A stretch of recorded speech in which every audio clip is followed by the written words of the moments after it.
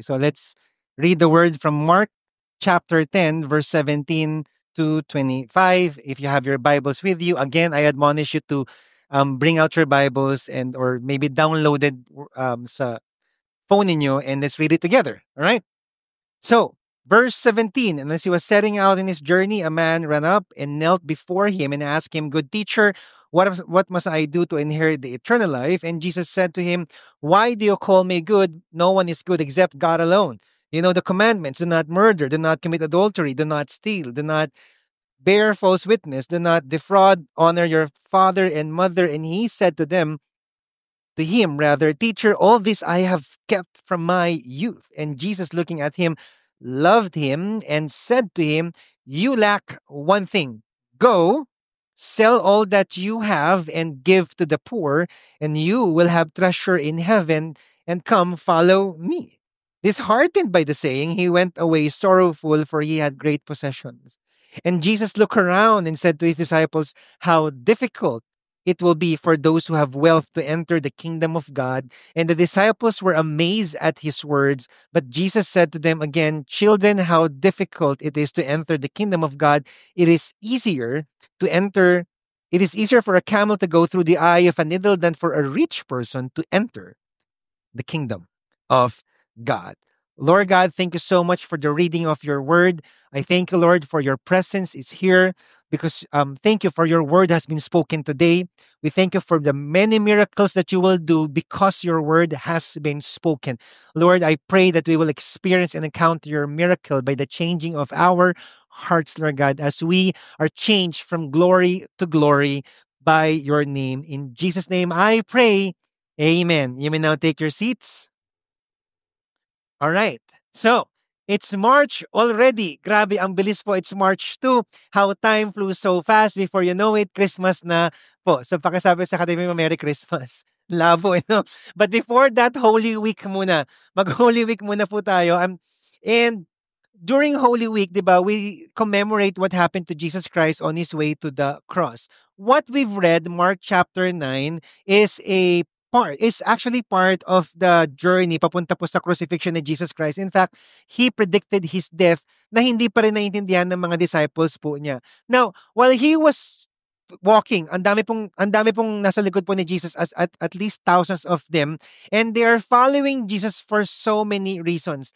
But two of them is political and social reasons because they see Jesus as king who will replace King Herod and will rebel against the Roman Empire. So they would become a world power. Ibig sabihin, magabagong buhay nila, mabibless na po sila ulit.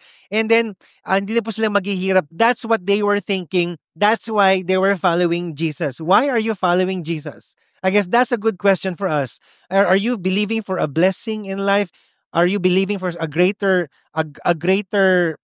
version of yourself in Christ? Well, that might be true, but I'm not sure what's your intent because there is a high cost on following Jesus Christ. There is a high cost on following Jesus Christ. We need to understand this because as we walk with him, there will be lots of sacrifices. In Victory, we grew up with the sayings. If you're from Victory for so long na nakapag one-to-one ka na, malamang narinig mo na po ito, di ba? Following Christ is all or nothing, di ba? Or maybe you've heard this before, either he is Lord of all or not at all. Grabing demand naman nun. If he's not Jesus, if he's not Lord in this particular aspect of your life, then he is not Lord of all. Now, of course, as Christians, we believe in progressive sanctification. Na unti-unti po, meron tayo talagang mga isusurrender na aspeto ng buhay po natin. But nonetheless, Jesus demands that we follow him. Meaning, there is a cost. There should be a complete surrender.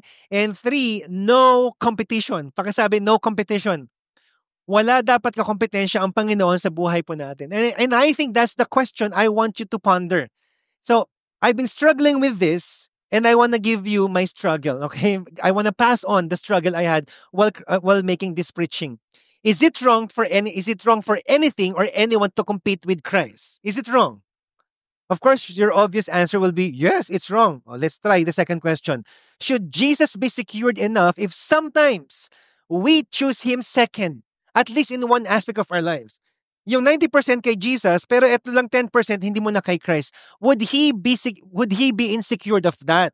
Number three, is it called competition when I don't just want discomfort at this time? After all, He is still my Lord. So parang pag sinabi ng boss mo, pakidoktor na lang, if you're an accountant here, pakidoktor muna to kasi para okay tayo sa tax. Eh okay, yun lang, ang liit lang naman nun. Konting discomfort lang naman yun eh. Pero will you do that? Or will you say, hindi boss, mali po ito. And you might have a problem with your boss if you do that. Are you here? See, pero Lord, ikaw pa rin naman ang Lord ko, eto muna. So sometimes we make those excuses because ultimately in our hearts, si Jesus pa rin talaga ang Lord ng buhay po natin. And lastly, what if I cannot let go of this person or this opportunity? Kasi ayaw ni God eh. Pero Lord, baka pwede naman Lord. Diba? So we have those questions because ultimately, the mother of all questions when it comes to this topic is anything or someone competing you with Christ. Is anything or someone competing you with Christ. So, what does competition looks like in this? So, ang gagawin ko po, ito po yung strategy ko, bala ko, mag-preach ng 3 preaching in one. So, bear with me, matatapos tayo ng 3:00 po dito. Okay ba yun?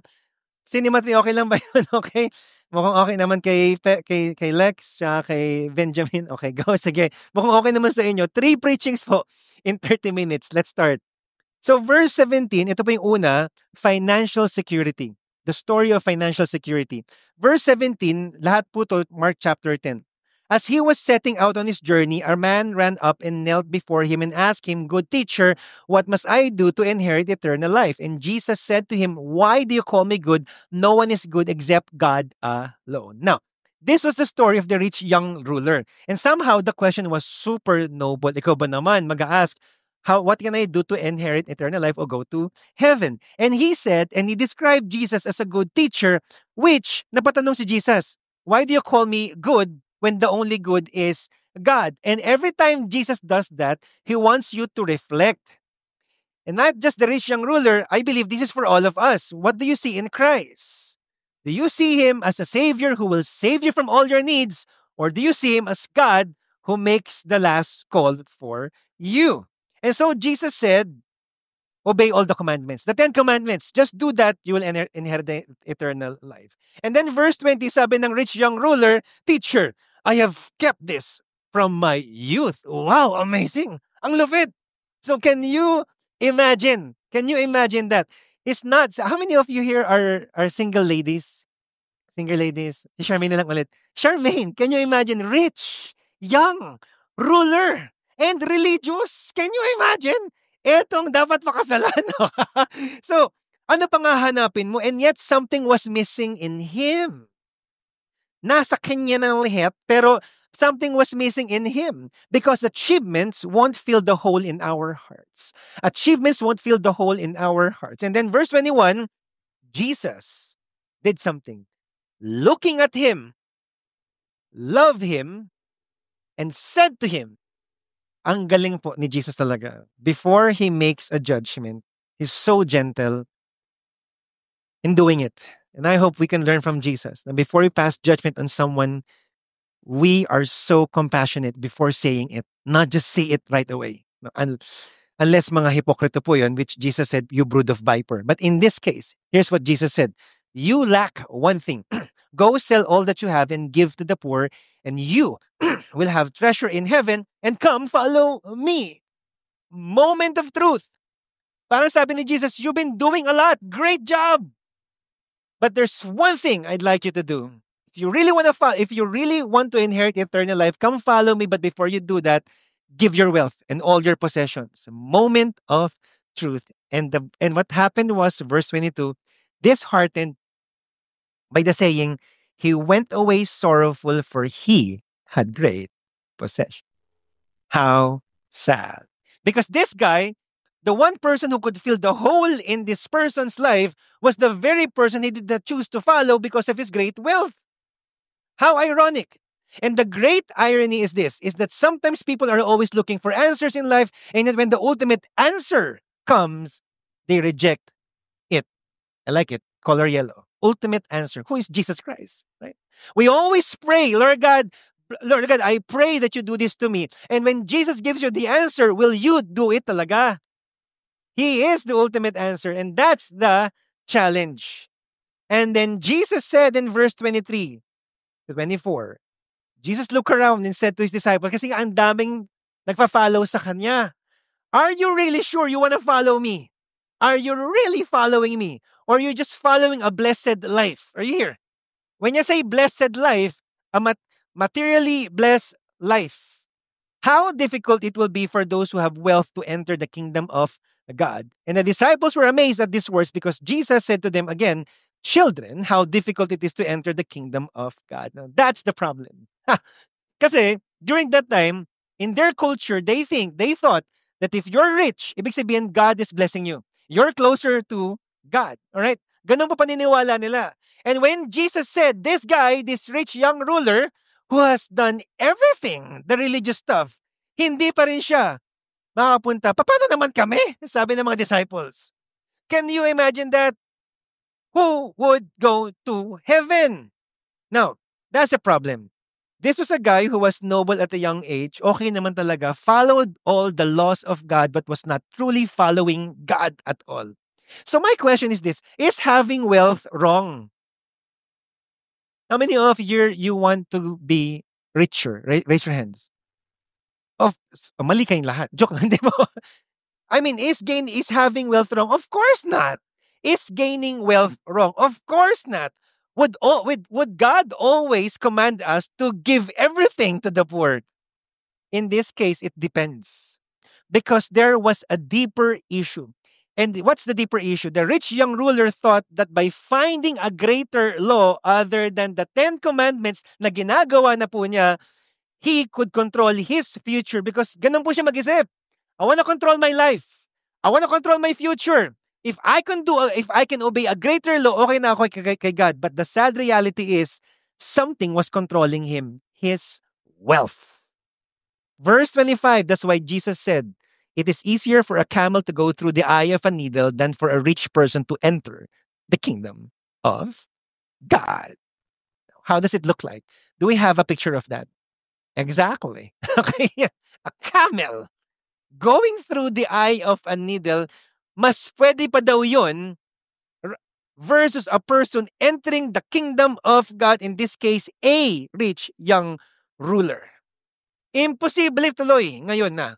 Parang, Lord, imposible nga mangyari to, lalo na kung paano ka makakapunta kay God. More than going to heaven and having eternal life. Again, this doesn't refer to all rich people. How many of you here, you're seated beside someone who is a rich person? Raise your hands. A rich person. Yes. Come on. Diba? By faith. Okay, so but to people like the rich young ruler who have been controlled by wealth. So this is not about rich people or poor people, but if you're being controlled by wealth, that's the thing.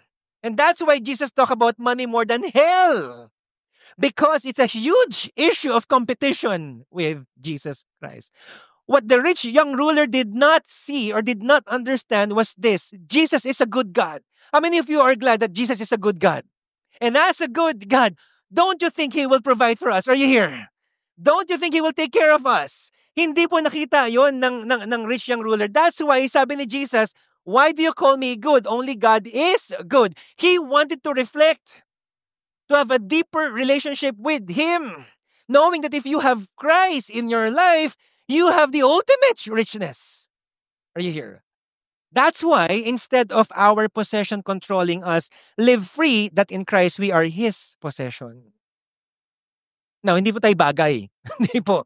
Ang context po niyan ay 1 Peter chapter 2 verse 9. But you are chosen race, a royal priesthood, a holy nation, a people for His own possession.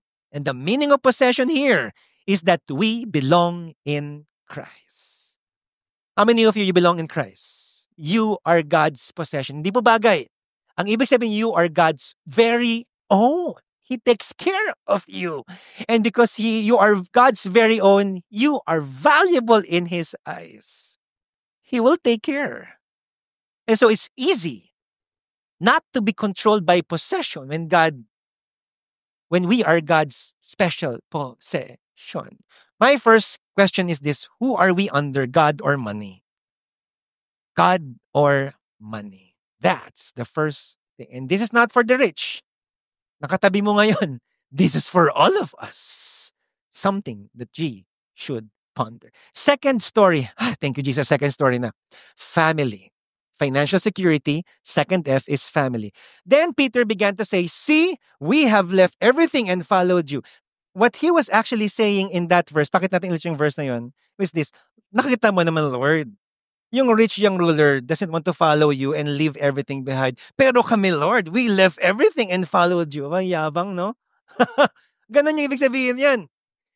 And so verse 29, Jesus said, truly I say to you, there is no one who has left house or brothers or sisters or mother or father or children or lands for my sake and for the gospel, who will not receive 100-fold now in this time houses and brothers and sisters and mothers and children and lands with persecutions in the age to come, eternal life. What Jesus was saying is this: if you really want to follow me, you have to leave your family. Ha? Ganun ba talaga yun? Iwan sila? So kung may asawa ka, babay. Yung mga anak, babay mga anak. I will follow Jesus. Ganun ba ibig sabihin nun? We need to study this very further. Should I leave my family for Christ? I understand I should prioritize my family. In fact, in Victory, we value family. But when it comes to family, what does that mean? Here, historical context, because I love history. How many of you love history? So for you to understand this verse, kailangan balikan mo yung history ng Jewish culture. The Judaizers or Jewish people who believe in Judaism, ang tawag sa is Judaizers, okay? Kasi they love Judean. Okay. Nag-work pa din. 20 years ng joke yan, pambihira, okay? So, sa Cinematry ko tumatawa kayo, thank you so much, okay? So, the Judaizers, they follow the Torah. I mean, religiously talaga. At age 8, they have read Torah. How many of you here at age 8, nakabasa na kayo ng Bible? At least man lang isang verse, okay? This guy is 8 years old, hindi po nag-iPad, hindi po nag-iPhone. Torah ang binabasa. My goodness, that's a hobby. And then if they really want to follow the law more, they will follow a rabbi, a teacher of the law. Ang tawag po doon is Mishnah. Mishnah means you're gonna leave your family behind because I want to understand more the law by following a rabbi, a teacher. Because they're very religious, my goodness. Now, they see Jesus as a rabbi. Kaya nga, good teacher. Yung ibig sabihin ng rabbi. But he is more than that. How many of you believe that Jesus is more than a good teacher? Definitely, he's our God. But if they really see him as a rabbi, then they would follow him. They understand the culture eh. If that's why Jesus said, doon sa libo-libong nag-follow sa kanya, do you really understand what you're going through right now, what you're doing right now? Because if I am really a rabbi, you're gonna follow me till the ends of the earth. Because that would mean not following thousands of years of religious identity. They're going to neglect Judaism for Jesus Christ. And they will be persecuted by their family. Now, family during that time represents the following: economic security, religious identity, and social status. Family was everything back then. Family defined people back then. Sa atin, sa mga Pilipino, yeah, medyo, pero hindi na po masyadong ngayon. Marami na po tayong pinagkukuha ng identity, but during that time, family defines them. And so if they follow Jesus, they're losing this. They're losing everything. And it's more than emotional, it's everything. Are you really willing to follow Jesus Christ? Because if your family starts persecuting you for your faith, will you reject Jesus? Or will you stand on your faith? That's the meaning of this verse. So it's not you leaving your family, bahala kayo, mamumundok na ako, bahala kayo dyan. Hindi po ganun ibig sabihin nito. It's standing firm in the relationship no matter what. What is it not? Kailangan ko itong explain para hindi po tayo magkagulo dito paglabas natin. Ministry is not equal to Jesus. But Jesus would make you do ministry. Okay ba yan? Because Jesus said, sabi ni Jesus, leave your family. So magmi-ministry mo na ako kahit magulo yung pamilya ko. Bahala kayo sa mga buhay nyo, mag-a-assure ako. Bahala na kayo dyan. Basta ako, kakanta ako dito. Di ba? have all of me. Ang weird, no? Okay, have all of me pero iniwan yung family. Hindi po yung ibig sabihin nun.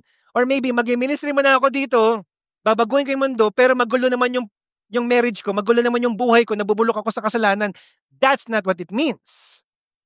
What it means is relationship with Christ. And in our relationship with Him, you might be rejected by your faith. Anong ginagawa mo? Why are you following Jesus? That's what it means. Are you standing on your faith? Kahit na persecute ka na ng family mo. I mean, when we were younger, the 90s, ang tawag sa mga born again ay born against. Di ba? E talaga bugin ko kaya ito, parang ganon. That's persecution. So, let me give you a story. My mom and my dad left their beliefs in 1982 for Christianity. And my family, my relatives, thought na baliw na yata tatay ko tsaka nanay ko because they were really into religiosity. Worst, in their eyes, nagpastor si Papa. At least 2 years later, bagong Kristiyano, nagpastor kagad. Lalong, ay, grabe tatay. And then, we were still young back then kasi I was born in 1981. Right now, I am around 23. Okay, so there. So, ay, grabe kayo. Sige, 24. Okay, sige.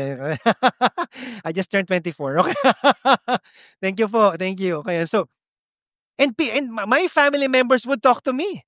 Kami mga bata, mga high school pa lang yata kami nun, bakit yung tatay nyo, yung nanay nyo, parang iniwan na ang lahat para lang sa religion na yan. Ganun po, but my father stood firm. Are you willing to do that? Kahit pinag-uusapan na kayo. Pag niloloko na kayo, kapatid, ganyan, amen. Pag ginaganon na kayo, will you stand firm? So in 2017, it's my turn to be a pastor kasi I heard from God na magpastor ka na. And then, of course, parang FYI lang dapat sa magulang ko. Kasi pastor naman sila dati eh. So I told my dad and my mom, Mama, good news. I heard from God, magpapastor ako. And the answer of my parents was, no. Ha? Bakit no? Mga ipokrito. Nagpastor kayo ah. Kasi naghirap kami talaga. Ayaw niya maghirap din ako. But I knew if this is from God, I would have to honor God. Are you here? And so, I talked to them again and then they give their blessings. So, paano yung honor your father and mother? Anong gagawin natin dito sa verse na to? Well, you need to understand it was given to an entire nation, Israel, that ultimately God is the ultimate lawgiver. How redundant. Ultimately, God is the ultimate lawgiver. Okay? So, ganun po. Meaning, the higher authority is still God. And in the Jewish culture, if parents oppose God's will, one must still obey God. Are you here? So Jesus was acting within Jewish tradition. I'm not trying to break family here. What I'm doing to you is prioritize your life, that God is number one. Will God be number one in your life? That's the point. I'm not talking about ministry kasi may ibang church. Araw-araw dapat nasa church ka. That's not the point. We value family here. Please take care of your family. But what I am preaching here to you right now is priority. Pakisabi priority. Is God the priority more than the family? Because if God is the priority, He will put your family in order. Are you here? Paano asawa ko hindi Christian? Hiwalayan mo na. Joke. Hindi po totoo yun. Okay? Kasi sinabi po ni St. Paul mismo, stay there. Because the point is not you have a different religion. The point is relationship with God pa rin. Relationship with God. Stay there, but stay with God. What this means for us is that in Christ, now in Christ, you have a new identity. Family is not your identity anymore. Your identity is in Christ. Now you have a greater family. Look around you, back and forth, left and right. Pakisabi sa kanila, kapatid na pala kita. Come on, pakitanong. Pakisabi pala, kapatid pala kita. That's the point. Ang sinasabi ni Jesus, you have a greater family. Also in Cinematria, wag kayong nonchalant dyan. Okay, so you have a greater family. You have a bigger family. Your identity comes from Him from now on. And God is our Father in heaven. So second question, who defines us, God or relationship? Last preaching. Oh my goodness. Last preaching. Financial security, family, future ambition, which all of us have. Greatness. How many of you here, you want greatness in life? Raise your hands. Of course, it's okay. I want to see you, Paul, to be a great businessman. a multi-billionaire. Come on. Okay. I want to see you to be a charming wife one day. All right. So, Romel, I want to see you to be a great father. So, it's okay to pray for that. Eh, ano tong future ambition na to? Okay, let's see from verse 35. And James and John, sons of Zebedee, came up to him and said, Teacher, we want you to do for us whatever we ask of you. Pampira tong mga to, di ba? And Jesus said, napaka-gentle talaga ni Jesus. Baka sabi nga sa katabi mo, be gentle ha. Napaka-gentle. And he said, what do you want me to do for you? And they said to him, grant us to sit one at your right hand and one at your left hand in your glory. Now, ano po kasi nangyayari dito? Again, thousands were following Jesus. They're expecting him to be a political king. And if Jesus is your best friend, anong iniisip mo? Jesus, baka pwede mo akong gawing gobernador ng Pangasinan. Jesus, baka pwede ako maging kahit sa DPWH para makagawa ako ng mga magagandang tulay. Okay? So, or if you know, you know. Okay? So, hindi kayo tumawa. Para, pag-pray natin na walang masisirang 1.2 billion na ano naman na, di ba? So, anyway, so ganun yung ina-ask nila. Lord Jesus, baka pwede ako maging mayor ng Manila. So, ganun. Kasi nga naman, si Jesus best friend mo. Right? And thousands were following him. This is called future ambition. Because in their mind, pagod na sila sa buhay na mahirap. Under the oppression of Roman Empire, they're always being a slave of the Roman Empire. This time, kami naman ang mga boss. Hey, hello, si Jesus ang best friend mo, magiging hari. What they're asking Jesus is status and power. And I believe all of us want that. A greater status in life, a better status in the society, a richer person, a more intellectual person, a more learned person, may nangyaring mas maganda sa buhay mo and you have more power so that ayaw mo na kasi magpaalila, gusto mo nasa taas ka na. Yan ang ibig sabihin nun. Eh, narinig ng ibang disciples. Ito na ang drama, verse 41. And when the 10 heard it, they began to be indignant at James and John. Ang kapal ng mukha mo, James! Ang kapal ng mukha mo, John! Kami rin, Lord! Gusto namin maging ganyan. Yung pong ibig sabihin ng drama na yan. Kasi, Father, lahat po sila may pare-parehas po na ambisyon. Greatness. To have a status. To have a position. To have power. Ganito po mag-isip ang mundo. That's why Jesus said, you know that those who are considering rulers of Gentiles lord it over them, and the great ones exercise authority over them. Ganyan na nga mag-isip ang mundo. Mas mataas dapat ako sa'yo. Sundin mo ko. Pagsilbihan mo ko. And there's nothing wrong with future ambitions. Please, achieve your dreams in life. Please follow your dreams as long as that's God's will. But if following your dreams means status and power only, okay, there's nothing wrong. Pero if that's the only reason, then you will see what's wrong because you just want to be above people. And that's why Jesus said, verse 43, but it shall not be among you, but whoever would be great among you, you must be your servant. What's the point? The point is serve others. Pakisabi nga sa katabi mo, I will serve you. Pakisabi sa akin, sige, libre mo ako. Pakisabi. Kayo, dyan, kala nyo. Ang ibig sabihin ng serve in Greek is kick up dust because on the move. Di ba Sandy, yung Israel kasi, disyerto din yun. Sa sobrang bilis mo tsaka sobrang aligaga mo sa pagsiserve, yung mga sands po, mga buhangin po, naapakan nyo. So parang maalikabok. Kasi napakasipag mo mag-serve ng tao. Meron ka mang katabi dito na napakasipag mag-serve. Come on. So kung ikaw may asawa, naku, para sa akin to Ven. Okay, si Ven nasa Cinema 3, I will serve you. Okay, ganun po ang ibig sabihin ng we serve one another. And it's not just your spouse. It's everyone else, the church, the community. Ibig sabihin active tayong lagi para tumulong. In verse 44, and whoever would be first among you must be slave of all. You want to be great? You want status and power? The purpose of status and power, magbabago na po ngayon. To serve. Bakit ka tumatakbong senador? To serve. Sana narinig nila to, no? Bakit mo gusto maging boss ng company mo? To serve the people with the greatest coffee in the world. Why do you want to become an HR director like Peps? Because you want to serve the company's employees. Are you here? Because verse 45, for even the Son of Man came not to be served, but to serve and to give his life as a ransom for many. So, last preaching is this: are we seeking to serve or to be served? No, that's a good question. So, as I end with all the competitions in Christ, consider the following. To enter the kingdom of God is hard. You could be rejected by your family for choosing Jesus. And the greatest ambition is to serve, not to be served. Sorry, to be served. Because this is life in Christ. It is a life of making choices every day to follow Him. Are you ready for this? How long have you been ready for this?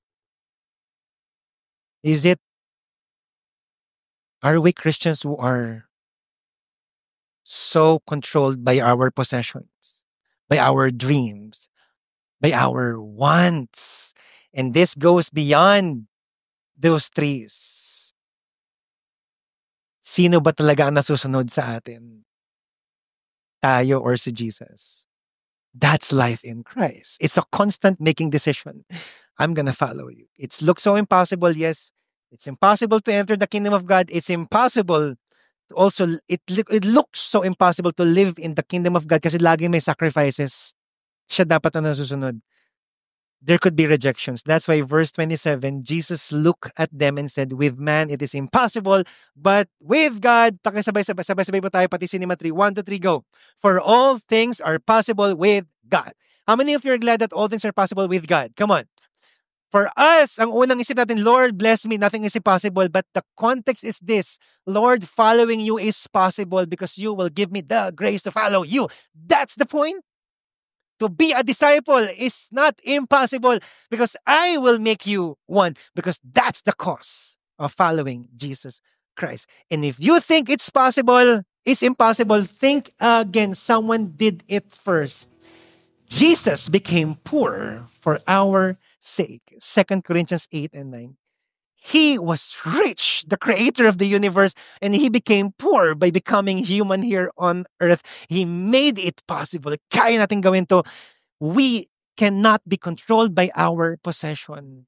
Jesus did it first. Second, he left his home, the comfort of his home in heaven for the mission. John 6:38.